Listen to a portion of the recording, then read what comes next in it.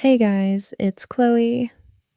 If you're new here, welcome to the softest, sunniest, most heart-fluttery corner of the internet.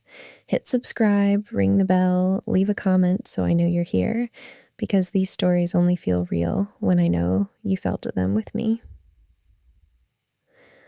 This is the day Everett helped me carry a chair, and neither of us really wanted to let go. So grab the biggest iced coffee you can find, curl up with your coziest blanket, turn the lights down low, and let me tell you every single detail of the afternoon that still makes me blush every time I walk past that chair. It was one of those random Saturday mornings where I woke up with that itch to rearrange everything in my apartment.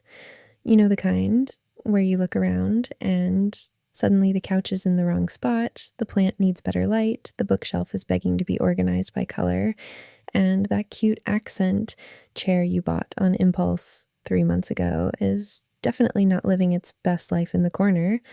So I pushed up my sleeves, well, the sleeves of my oversized, off the shoulder cream sweater that keeps sliding down one arm like it's trying to get in on the action.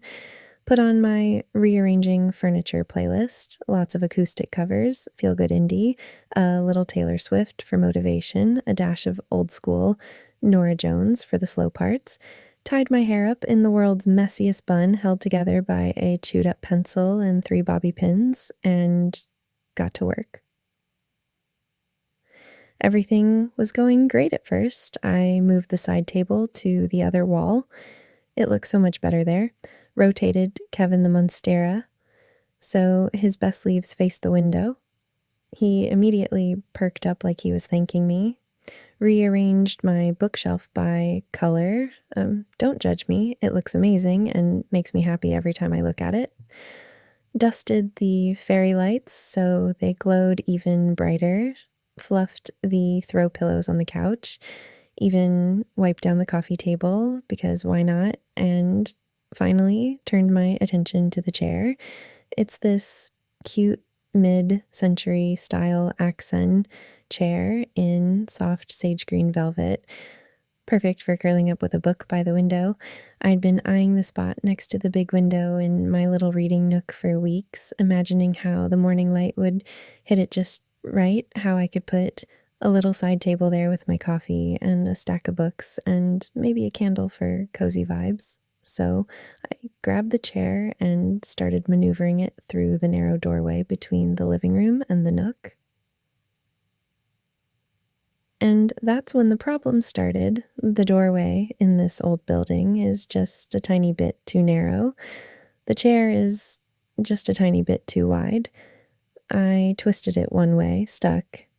Tilted it the other way, still stuck. I tried angling it diagonally, pushing, pulling, grunting like I was in some kind of furniture wrestling match.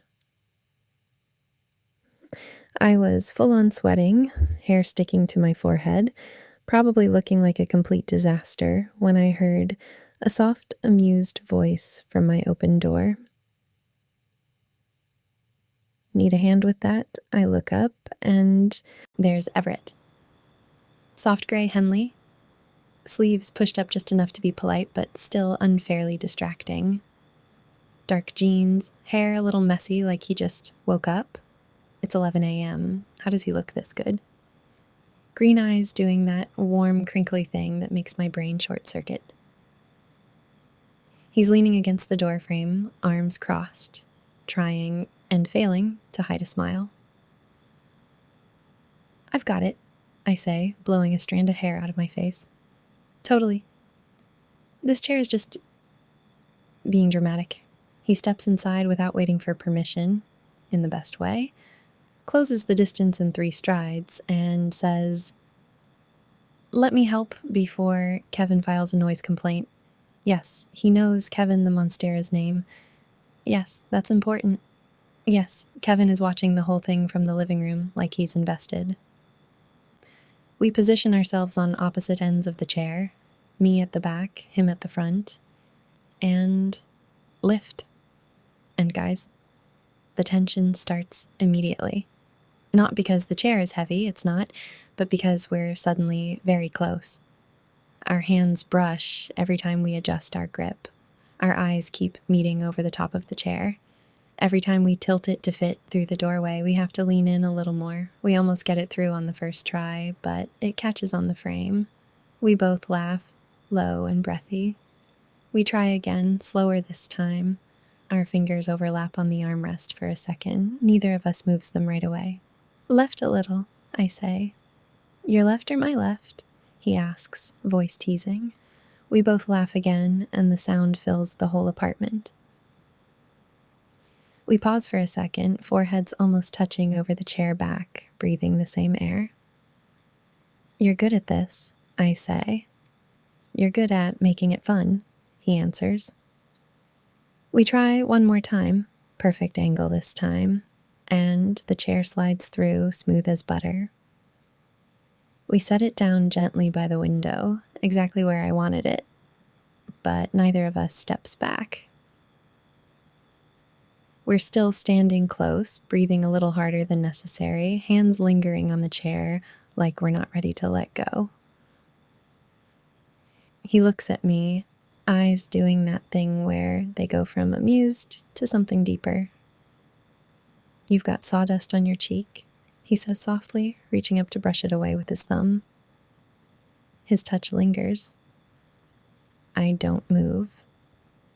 You've got furniture moving muscles, I say, like an idiot, and we both crack up.